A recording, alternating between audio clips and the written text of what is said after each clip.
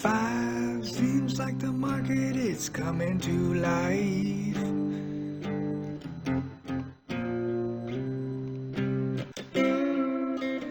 J-Power won't cut the fucking rates, but if he did, that'd be fucking great.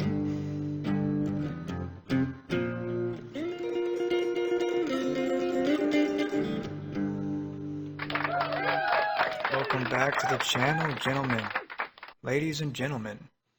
The Bitcoin broke through key resistance once again. Now we are floating around $97,000. What the fuck is going on? Is the market finally pumping? Is it finally here? Well, I'm going to talk about that. Now the fear and greed index is at 55. It's basically neutral. So we're out of like the fear area. People are starting to get more bullish. You know, Bitcoin dominance is still very high. However, there is some altcoins breaking out. Ethereum is back above $1,800. Fucking, let's go. You know, hold on a second.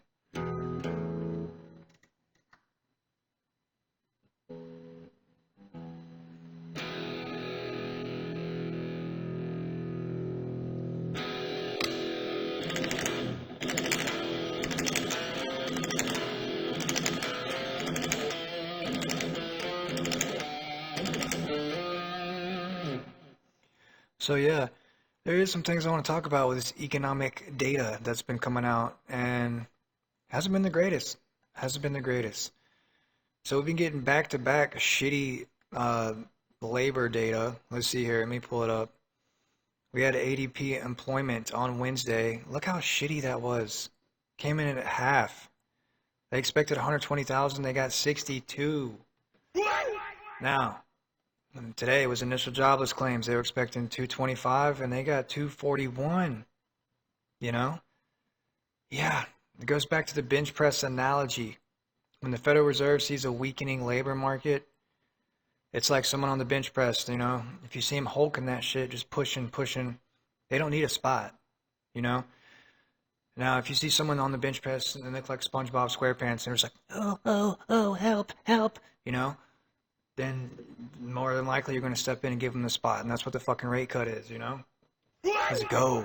So, I don't know, man. Tomorrow we have non-farm payrolls. If you don't know what that is, it's basically any fucking thing that's not on a farm. It's a payroll. So, it's pretty self-explanatory there, buddy. But, we have employment day, U.S. employment rate. That's going to be moving markets, just like that jobs data did this morning. Now, why is it moving markets? Why are you asking? Well, if we got if there's more people out of work, how is the market pumping? Well, I just told you the bench press analogy. That's what the Fed needs to see to want to cut these rates. Now, I'm going to discuss a little bit about this stuff because here's the CME FedWatch tool. Oh my God, this computer. I cannot wait to, when I take profits, it's like one of the first things I'm buying is a new PC. Alright, so I don't know how or why, but the chance of ease is still at 6.4%. Dude, what the fuck, you know? Like, it's just so frustrating when it's like multiple signals that the Fed needs to cut and they're just like, they're not, you know? I just don't get it. I feel like they're over there playing politics and whatnot. The chance of ease in June is now 57%. July is pretty much, you know, 90%. I don't know how it went down. Do not know how it went down. I guess it's because people are freaking out about inflation and the tariffs and stuff. Well, not people, but Jerome Powell specifically. And here is something I want to talk about. Fed signals rates will remain unchanged despite market bets on looming cuts. I'm just going to read the highlights here. Fed's concern is above target inflation that may worsen due to tariffs. U.S. economy shrank last quarter. Consumer spending slowed. Traders expect an interest rate cut in June. You know, this is so frustrating. They're not a federal and they're not a reserve. They're not. It's such a scam that they are able to run this shit, man. One dude, Jerome Powell, he's like the new Gary Gensler at this point. He might be more hated than Gary Gensler at this point. And you guys remember Gary? I used to make fun of him. He looks like fucking Mr. Burns. But you know, I don't even need to read all this shit. They're worried about inflation because the tariffs. And right now the market's dumping. Inflation is coming down, and we're seeing a weakening labor market. The Fed needs to step in and cut the fucking rates. I don't know what else to say. How else to say it?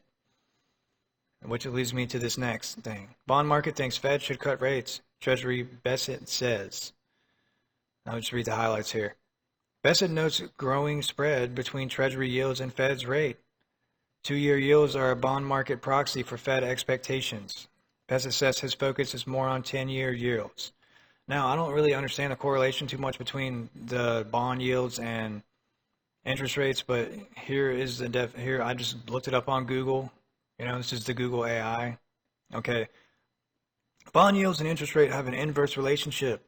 When interest rates rise, bond yields tend to rise as well, and vice versa. This is because bond prices move in the opposite direction of interest rates. When interest rates increase, the value of existing bonds tend to decrease, leading to higher yields. And one thing I just want to talk about real quick is with this, I don't think they're ever going to reach the 2% target. I just don't. He printed so much money for Joe Biden, Sleepy Joe, 50% of the circulating supply. Are you fucking kidding me, bro? 50%. You printed 50% of the circulating supply, and then you're complaining about inflation. What the fuck do you think happens? If you know anything about market capitalization and circulating supply, if you just dump the shit, obviously it's going to inflate the price, okay? And then you got me thinking about when he cut interest rates twice to prop the markets up to try and get Harris elected. And now that Trump's in office, he doesn't want to do it. He's a fucking Biden loyalist. I hate to be political with it, but he's literally the only guy that is from Biden's administration that's still there, and he is a freaking douchebag, you know? Don't know how else to say it. Now, back to the bullishness.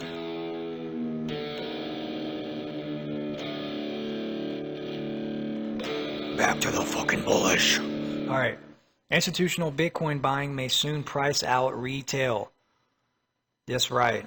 If you don't have a Bitcoin, this is probably your last chance to get it, gentlemen, because there's only 450 Bitcoin mined daily. All right, and people are gobbling these things up like hotcakes. They're just buying them left and right. Michael Saylor's buying them. BlackRock's buying them. Millionaires are buying them. Whales. Governments are buying them. States are buying them. North Carolina, even where I'm at, they'd passed a Bitcoin bill. Now these states are going to be buying them. Then the federal government's going to be buying them. I mean, what the fuck, buddy? What the man? Retail investors are running out of time to accumulate Bitcoin as institutional adoption accelerates, according to Sergey Kuhns, co-founder of exchange aggregator 1inch. Oh, 1inch. That's so funny when I think of that. I'm not trying to be... anyways, I wonder if he's Asian. Bitcoin is evolving into an alternative reserve currency, propelling institutional demand and potentially pricing out retail investors. Guys,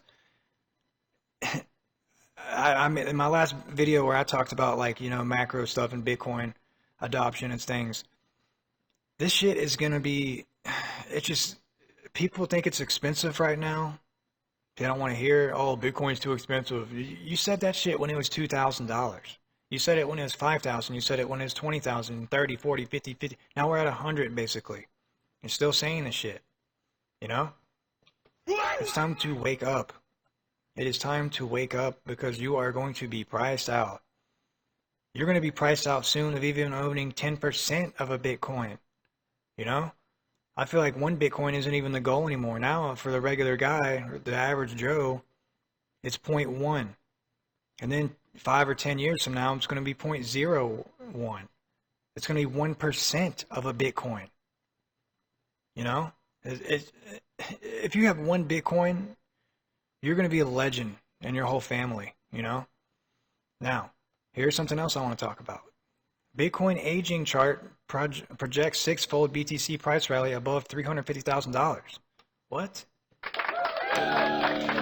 It's time to slaughter these bears.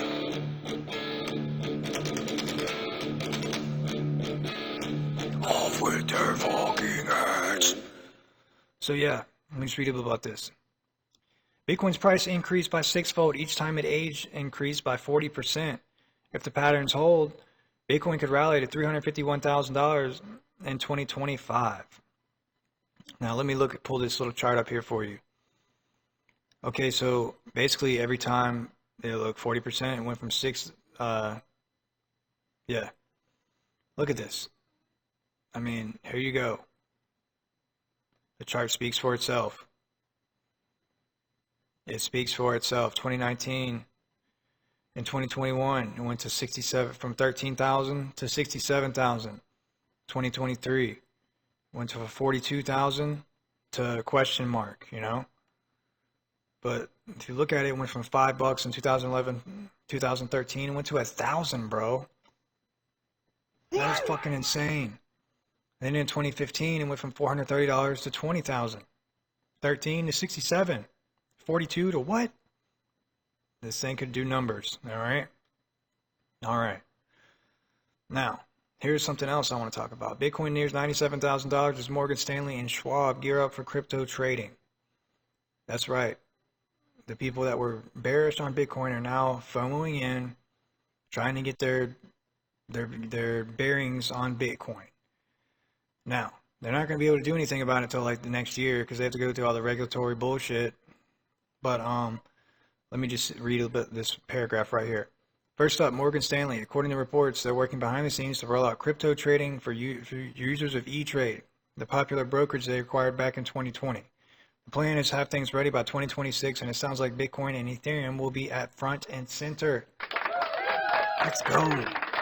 Right now, Morgan Stanley offers crypto exposure to its high net individuals only through ETFs and futures. This new push would be a big step towards making crypto accessible to a broader slice of investors, the kind logging into E-Trade to buy stocks, not necessarily mining BTC or flipping NFTs. So that's just more big players getting involved, you know. Guys, things are starting to heat up. And then also, I was hearing rumors about China and the U.S. coming out with a negotiation on a trade deal. All right? Things are starting to get bullish. Asian markets are trading right now. You know, I'm sure people have taken a little bit of profits because Bitcoin had a nice move today. Some of these altcoins are starting to break out. Let's look at the Bitcoin chart briefly. All right, this computer is straight doo-doo. We broke out under 94 something. Oh my lord. Yeah, 94.5 or 6. And we almost hit 98 at one point, if I'm not mistaken. 97.436. That's the current resistance. So we broke above key resistance, and I feel like it's going to keep smashing and smashing. It's going to keep climbing, you know? The range is, it's what's the support at now? 96.296. Is that the lowest low of the day? After that pump? Basically, yeah. No, 96.245. So, you know, if we lose that level, I mean, you know, it might make another lower low, but it looks like, you know, it looks like it's gaining some steam. Trading volume is up. You know, the fear and greed index is looking less bearish, like people are getting a little bit more greedy. And things look like they're going to start rocking and rolling. May is going to be a bullish month, in my opinion. But, guys, if you're getting any value from me, please like and subscribe to my channel. And hold down the fort, gentlemen.